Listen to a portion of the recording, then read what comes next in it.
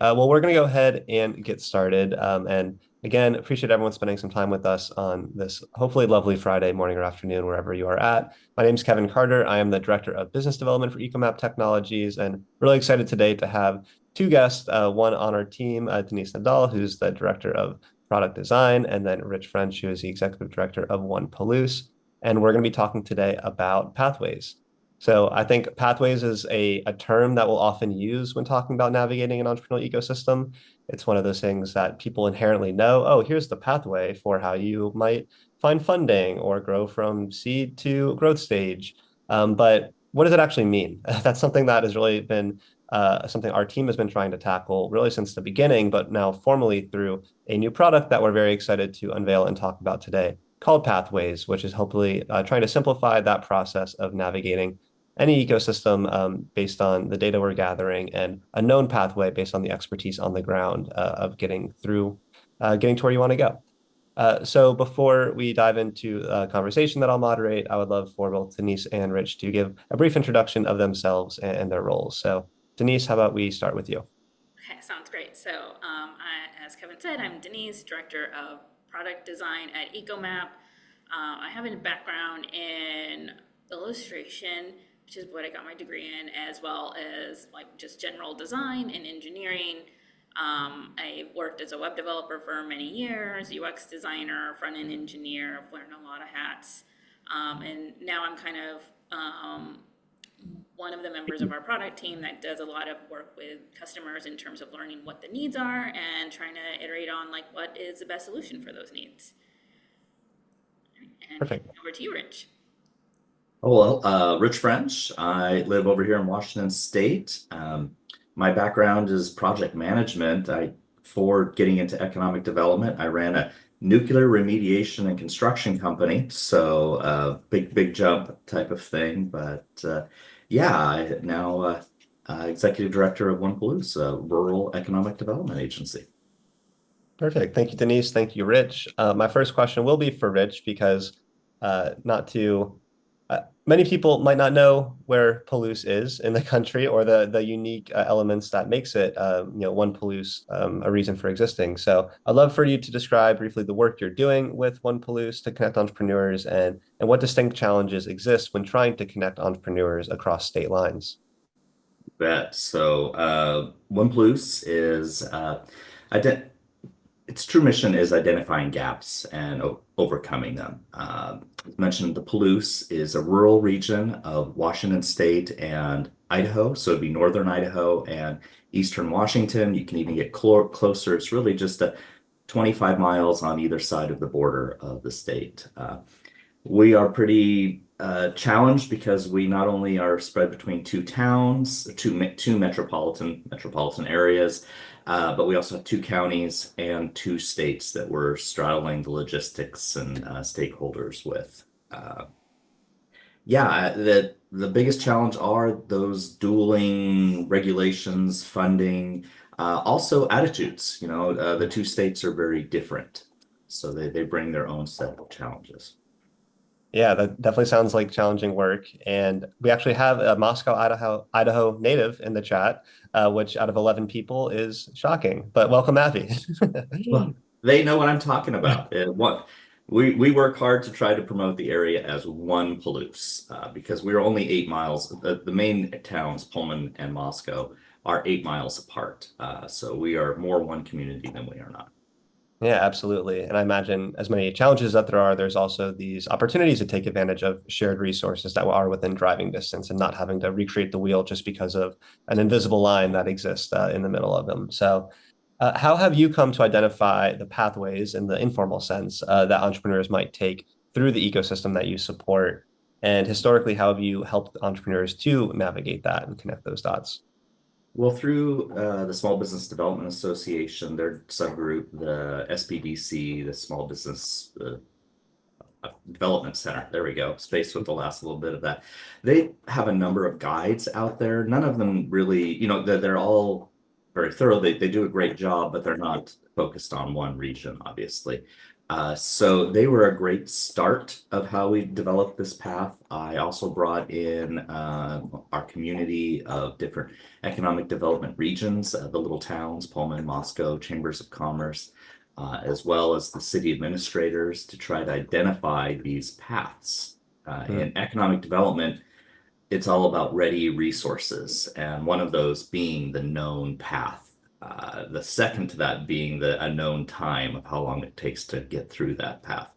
So this is really a great start of documenting. It really forced us to put this all in one document. I've been fighting for 3 years to do this, so this was a great opportunity. amazing. And Denise, I want to bring you in the conversation now. This really resonates with what my understanding is of what we've heard from a lot of different ecomap customers and even just ecosystem builders all around the country, that they have an idea of a pathway, and there's often some level of documentation. There's guides, there's a list on a spreadsheet somewhere, but it very rarely is dynamic or engaging in a similar type of way. So I would love if you could talk us through and even walk us through the process of what designing pathways was like and any insights you got out of that customer discovery process. Sure. So yeah, like as you mentioned, like this is just a very common like situation for people who do this kind of work, is like you have kind of a general path that you like have for people to follow, like, and it's very common task. And of course, like it's going to get personalized for each one, because someone starting this type of business might not need the same support as someone in another vertical. But generally, the steps to starting a business are going to be the same. So you don't want to have repeat yourself over and over and over again. So we understood that there is a need there.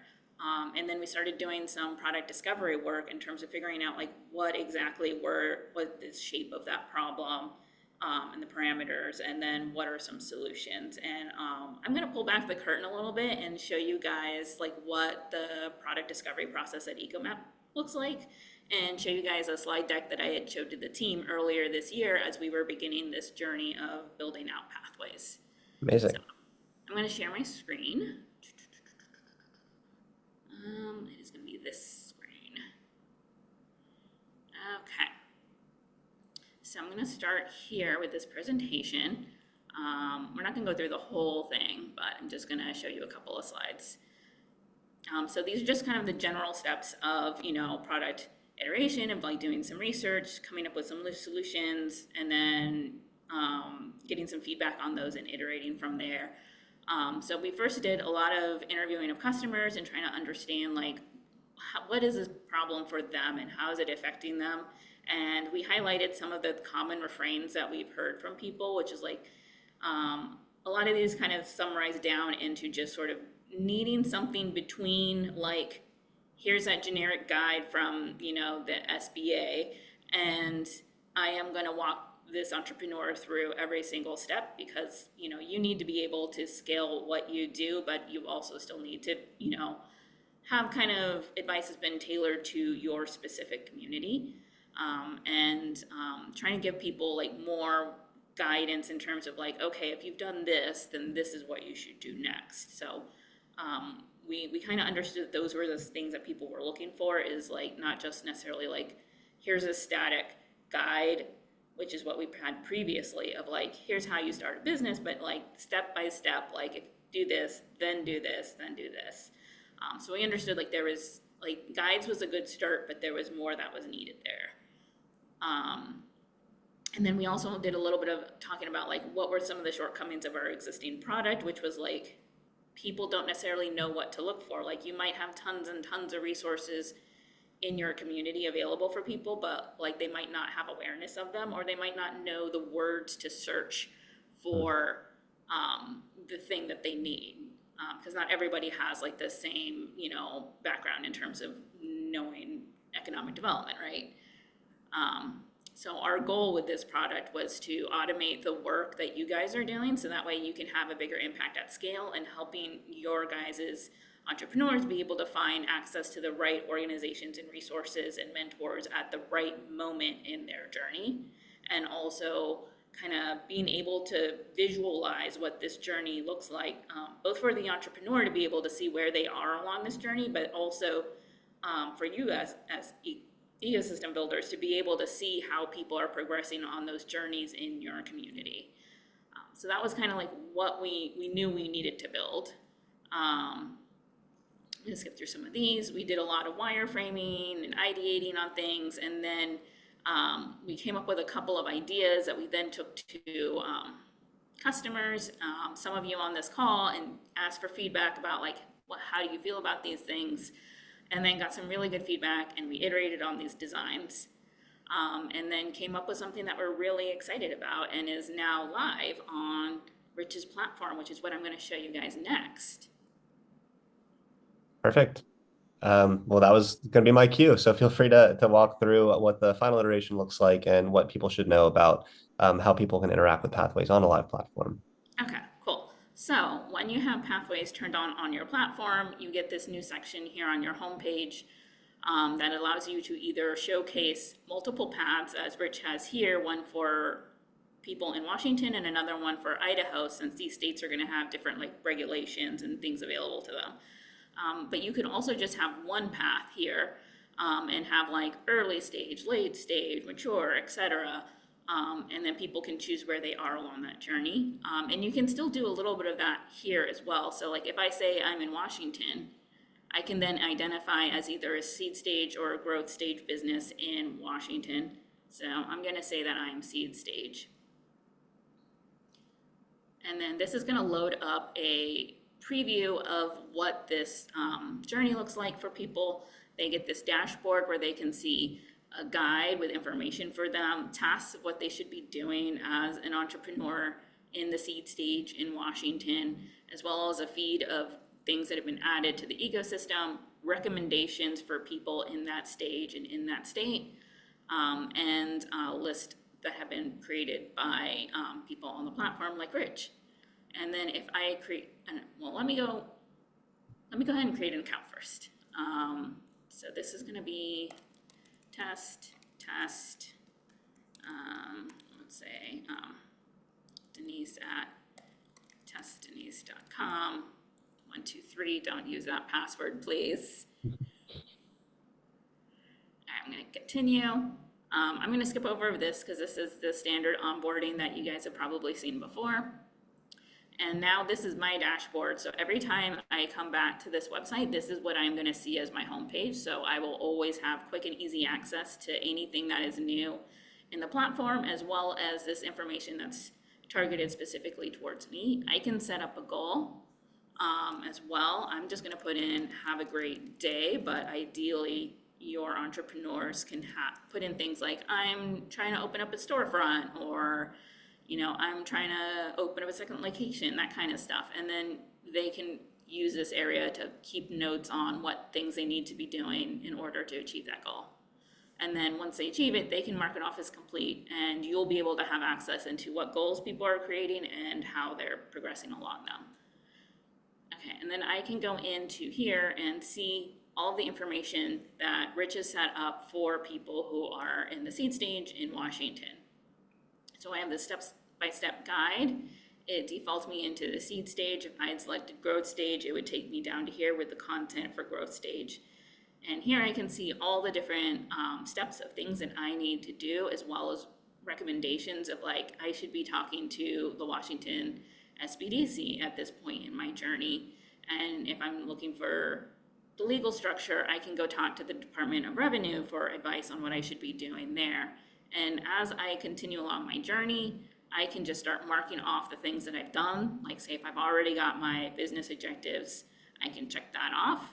And I've done my market research, I can check that off. And as you can see, this little status bar updates so I can see how I'm progressing along this path and get a little bit of feedback in terms of like, okay, I'm making progress towards my goal. And then if I go back to my dashboard, let's say I've marked off everything on that task list. So that means I'm growth stage now, right? So then I could just come here and click growth stage, and I can mark myself off as like, I am now growth stage. And then this thing will update with all the information for someone who's in growth stage. And now I will have information about what I should be doing at this stage of my journey. So that in a nutshell is pathways, like the end user experience. We do also have some analytics for customers to see. I forgot to pull that up, so I'm going to go get that right now.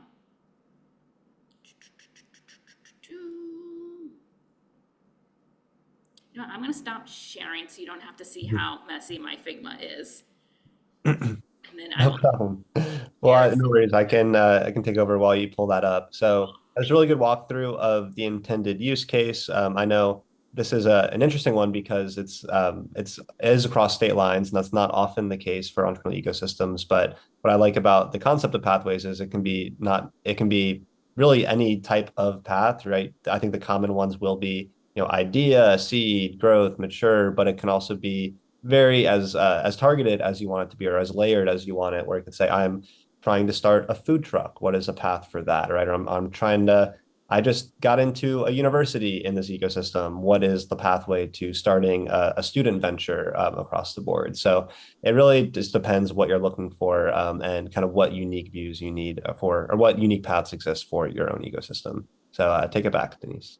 Thank you. Yeah, I think that was really great information for you to provide, Kevin. You can set up as few or as many paths as you want with as few or as many steps as you want. Like a potential use case would be to have a path for entrepreneurs and then perhaps a different one for ESOs if you want to like give them tailored advice in terms of like, here's how you can engage with the platform and better support people in the ecosystem. Like you could have a path that's kind of set up for them where maybe there's not stages, but it's just the one thing with resources available to them right front and center. As you can see in this example, we have a couple of other paths set up for college life or organizational development. You know, you could say like, if you're a freshman, here's first year resources for you. If you're a senior, here's stuff about finding a job, right? And in this mockup, you can see we're on the pathways analytics screen. You can see that we have these different pathways and we would be able to see the analytics for all of these different paths. I'm showing you up a mockup right now because our engineering team is actually working on this right now, so it'll be out very soon. In this analytics, you'll get an overview of like how many people are on your platform, how many have enrolled in the path, how many have completed the path. You'll get a breakdown of how people are distributed along the different stages of the path, which can give you like insight into like, oh, if we have a lot of people in early stage, but not so many over in growth stage, like maybe there's some kind of bottleneck here that we need to address. You'll also get like a sense of how people are completing over time.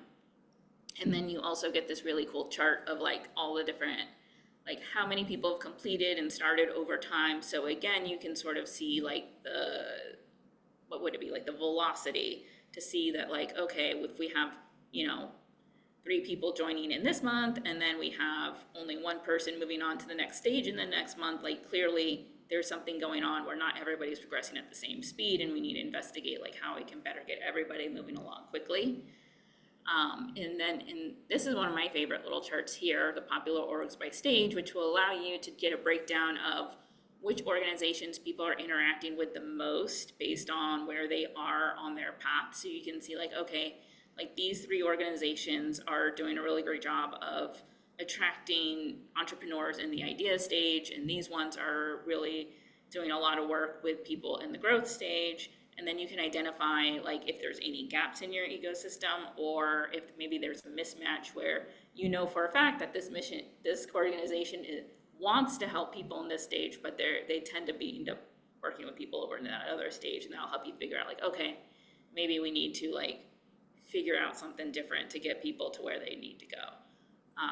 You also just get like a general overview of the people who are in the path, as well as a breakdown of like what stages they are in.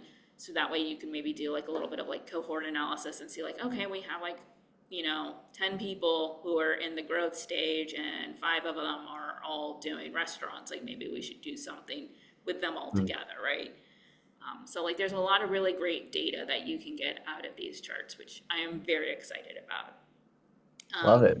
That is pretty much a general overview of pathways. Hey, Kevin, this is Heather piping in with a question from our attendees.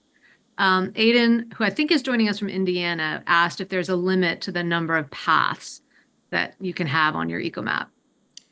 No, there is no limit. So if Aiden wants one for all 10 of his regions, he can have Is there one. a limit to the number of hats you can have on your homepage? I think that is currently at 8, Okay. I think. I don't Yeah. know. We never really tried it with that many. We'll have to see what happens. Love it. Good chance to stress test.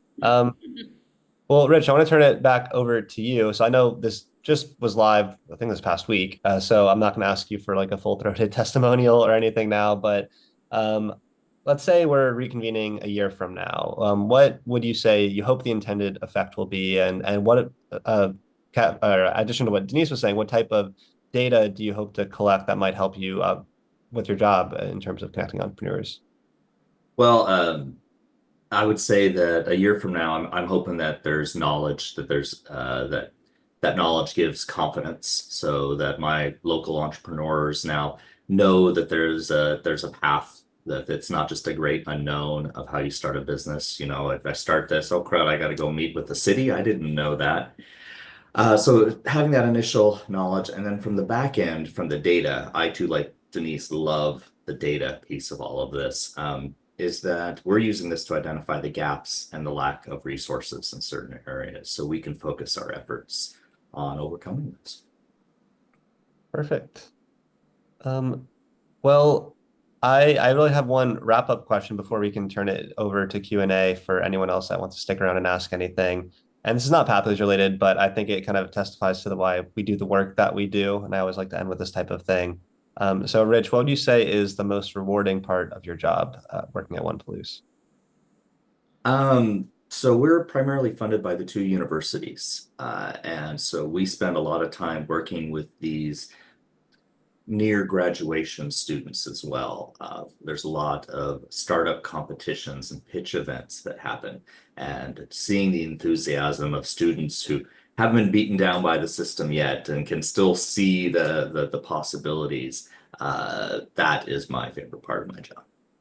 Amazing. I also used to work with student entrepreneurs, and I agree. It's the best time to try something because, well, one, if you try and don't succeed, well, you're still a student, you're still getting a degree, and that's a nice safety net to have. But also, they're often fearless, right? Because they haven't been told no, or if they've been told no, they haven't just taken that at its face value. So to me, it's one of the best times to be an You entrepreneur. don't know enough. It's time to do it. That's a blessing sometimes, right? And Denise, same question for you. What is your favorite part of product design at ecomap? Okay, cool.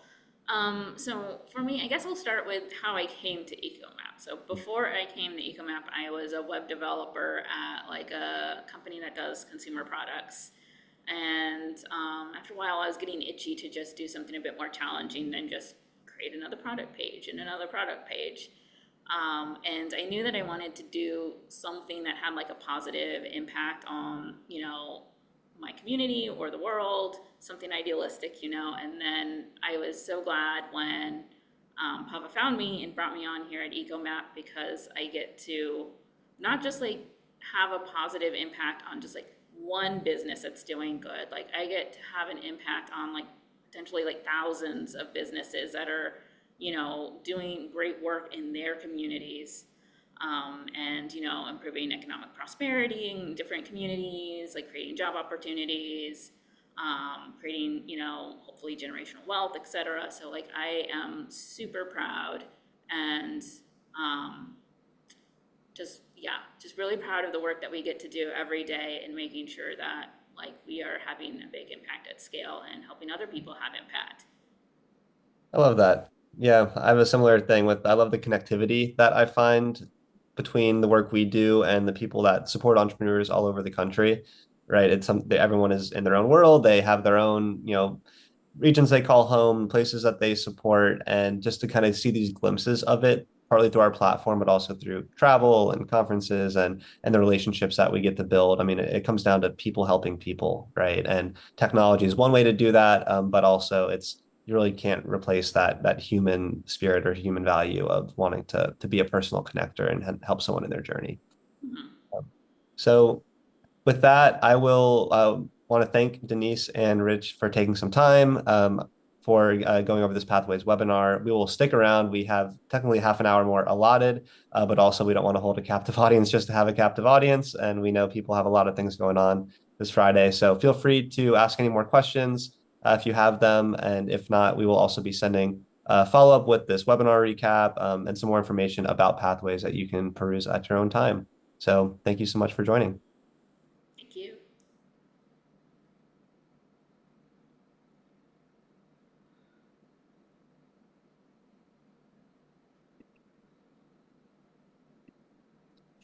Thank you. Okay, there's something in the Q&A. For Rich, do you have any best practices in mind when it comes to implementing Pathways? Well, I would say get buy-in from your community. I sent it out, got a lot of notes, got a lot of critiques on things that maybe I didn't quite understand that I thought I understood. The other thing is, I know people cringe when you say this. Utilize things like ChatGPT. Ask a simple question like what resources are available for funding for small businesses in your community. You'd be surprised what you find.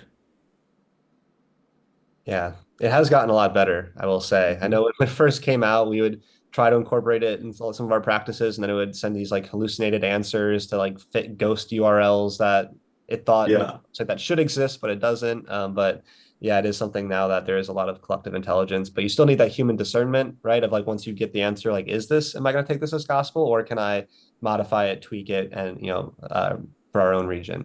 So Absolutely. Yeah. And I also want to add on that as we've been like moving customers through our beta process, like we've been learning about how to best implement Pathways and get people moving along. So now we have like a checklist and a timeline of like, hey, you should gather this first and that next, and here's about how long we think those steps will take. So that way we can create check-ins to make sure that you're kind of progressing and getting the materials ready. And then we tend to help with setting up of things on the platform just to make sure everything's set up nice. And one thing that we did find out during the discovery process was that like, you guys are really busy people. Like you don't have time to be writing out these super in-depth guides. So Rich has like generously offered to share his paths as templates for people to be able to use. And we also encourage anybody else who uses Pathways to consider sharing their resources. So that way, like, it's a little easier for everybody to try to set up these paths. Kevin, we Yeah, a have. template would be nice. Go ahead. Sorry.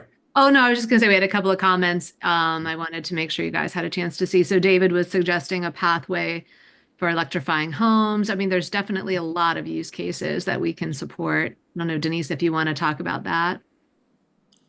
Yeah, so that was like one of the things we were keeping in mind when we were designing Pathways was like, we don't necessarily know what all these paths are going to be like. We know like what that typical entrepreneurial path looks like, but there are tons and tons of different use cases where you could use them for like, yeah, you could use them for figuring out how to do like the path to get electricity, or like, one of our platforms is like for hobbyists, and we were like, you could actually probably use this for hobbies as well. Like you're new, you're an amateur, you're kind of a pro, etc. Like, and there's going to be different materials you'll need for those.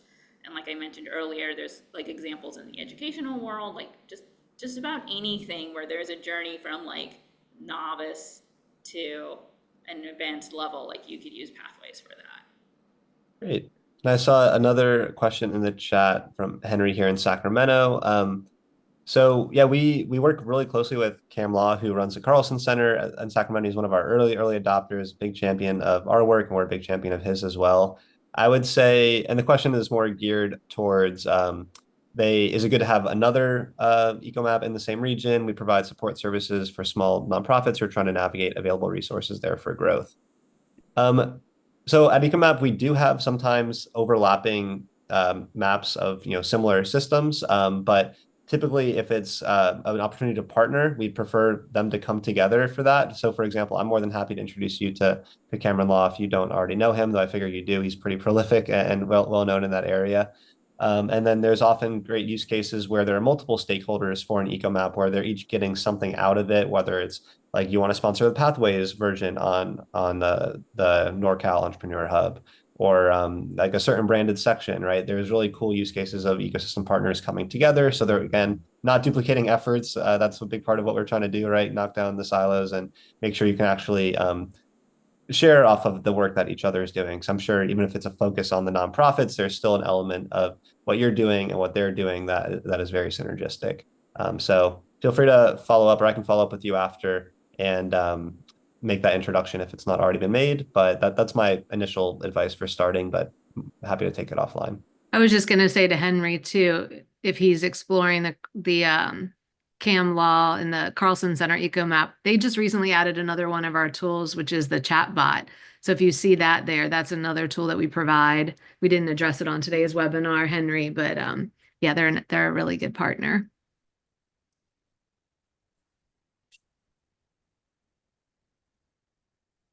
All right. Any other questions, comments, concerns, life grievances?